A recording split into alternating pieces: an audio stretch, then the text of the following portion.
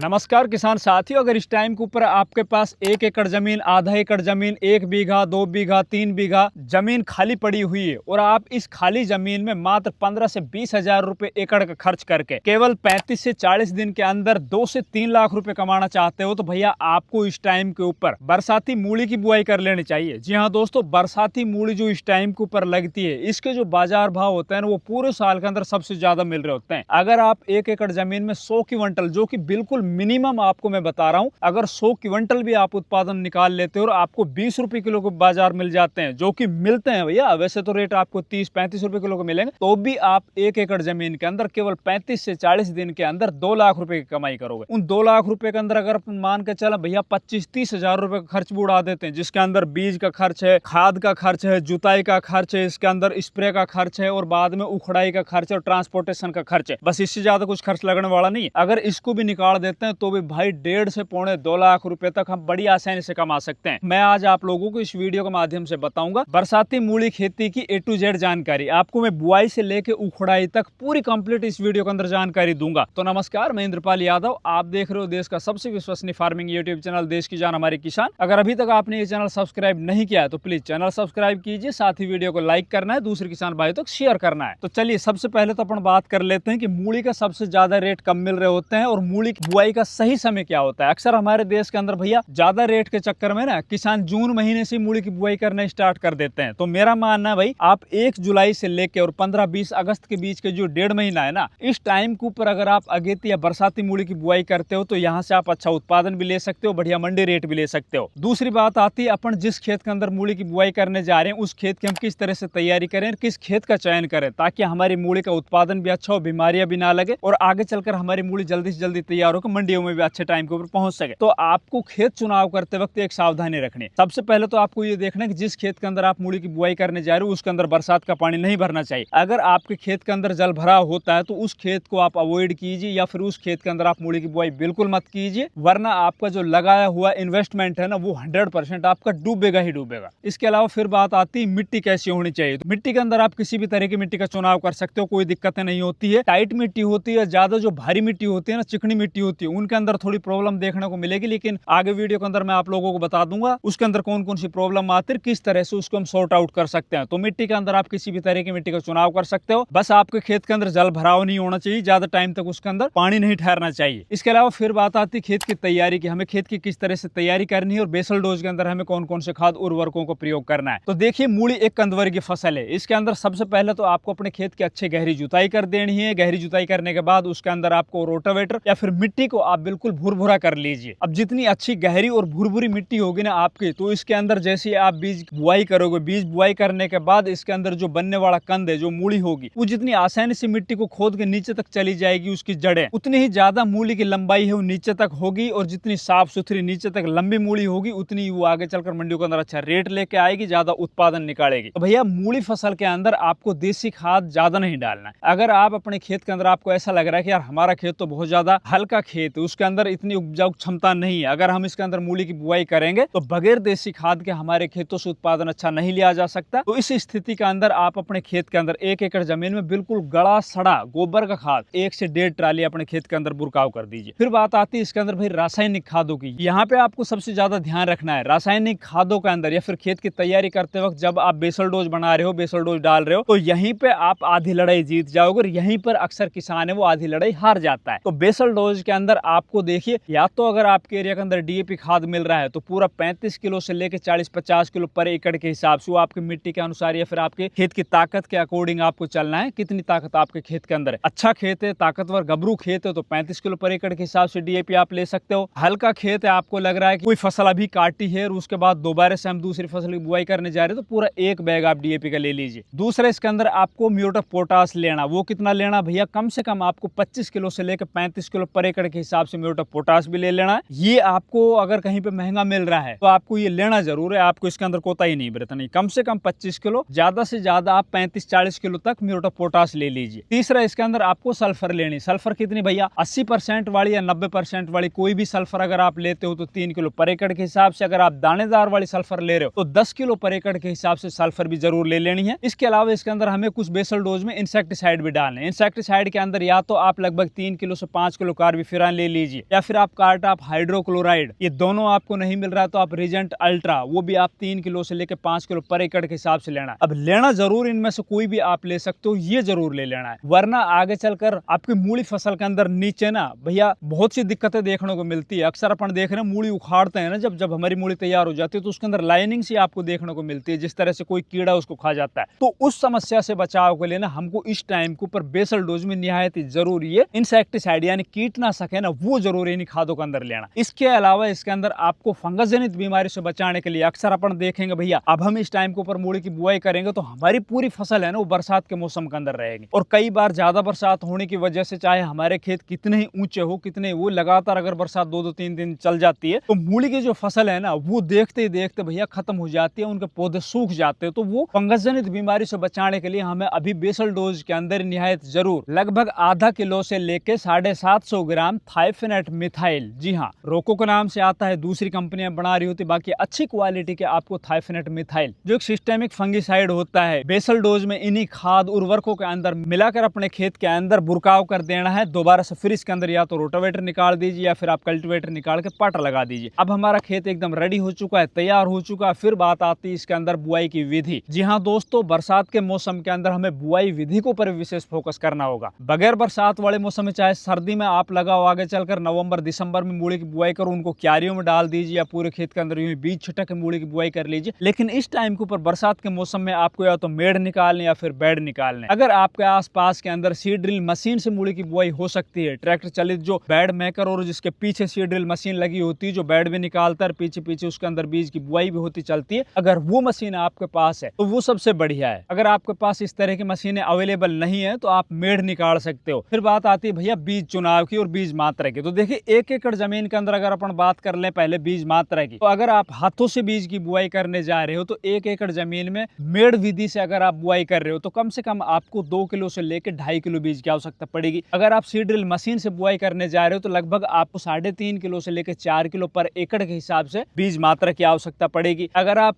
Bed के ऊपर और हाथों से ही आप बुआई करोगे तो इसके अंदर भी आपको लगभग 3 किलो से लेकर 3.5 किलो बीज की आवश्यकता पड़ेगी। तो कुल मिला के 2 किलो से लेकर और 3.5 किलो बीज जो है वो एकदम सही सफिशियंट होता है 1 एकड़ जमीन के अंदर। फिर बात आती है भैया बीज चुनाव की। देखिए बीज चुनाव के अंदर आपको क्या सावधानी रखनी। अगर आप पूरी जुलाई महीने के अंदर मूली की बुआई करने जा रहे हो, जैसे कि आप 1 जुलाई से लेकर 30-31 जुलाई तक आप मूली की बुआई करोगे, तो उसके अंदर आप प्रायोरिटी को ऊपर रखिए पालक पत्ता मूली को। अगर आप अगस्त महीने के अंदर मूली की बुआई करने जा रहे हो तो उसके अंदर आप दूसरी जो कांटेदार मूली के पत्ते होते हैं या फिर कटमा पत्ते वाली मूली होते हैं ना, जैसे सिंजेंटा की आइवरी व्हाइट, इस तरह की मूली को आप प्रायोरिटी के ऊपर रखिए। पालक पत्ता वाली मूली के अंदर मैं आपको 4-5 वेराइटियां बता रहा हूँ, उनमें से आप कोई भी लेके अपने खेत के अंदर बुआई कर सकते हो। इसके अंदर पहले नंबर के ऊपर आप रखिए भैया सोमानी सीड की क्रॉस 35 वेराइटी जो आती है, जो 35 दिन के अंदर तैयार हो जाती है। सबसे अच्छा इसका उत्पादन भी निकलता है, व्हाइटनेस के अंदर भी अच्छी होती है, मंडियों के अंदर अच्छे रेट भी मिल रहे होते हैं। तो पहले नंबर पर आप इसको रख सकते हो। इसके अलावा आप एडवांटा कंपनी की क्लासिक रेडिस आती है ना, अलग पत्ता के अंदर आती है, वो आप ले सकते हो। सिंजेंटा की एक आती है RD 157। देखिए सिंजेंटा की एक तो आइवरी व्हाइट आती है जो सबसे फेमस है भैया कटमा पत्ते के अंदर, जिसको अपन अगस्त महीने में लगाएंगे। अगर आप पालक पत्ता मूली इस टाइम के ऊपर लगा रहे हो जुलाई महीने में, तो RD 157 सिंजेंटा की एक अच्छी वेरायटी आ रही है, उसको आप लगा सकते हो। इसके अलावा माहिको संग्रो की R133 वेरायटी आती है, उसको आप लगा सकते हो, ये भी पालक पत्ता के अंदर है। इसके अलावा वेलकम सीड्स की WS 367 वेरायटी आती है, उसको भी आप लगा सकते हो, बहुत अच्छी वेरायटी है भैया, बहुत शानदार उत्पादन भी और अच्छे मंडी रेट भी मिलते हैं, इसको आप ले सकते हो। अब इन किस्मों के अंदर से आप किसी भी किस्म का चुनाव कर सकते हो। मेरा मानना अगर आप 1 एकड़ जमीन के अंदर मूली की बुआई करने जा रहे हो तो कम से कम आप 2 वेरायटी या 3 वेरायटी रखिए। फिर आपको बीज बुआई करने से पहले इन बीजों का ट्रीटमेंट कर लेना है। ट्रीटमेंट के अंदर आपको इंसेक्टिसाइड भी लेना होगा, फंजीसाइड भी लेना होगा। आजकल तो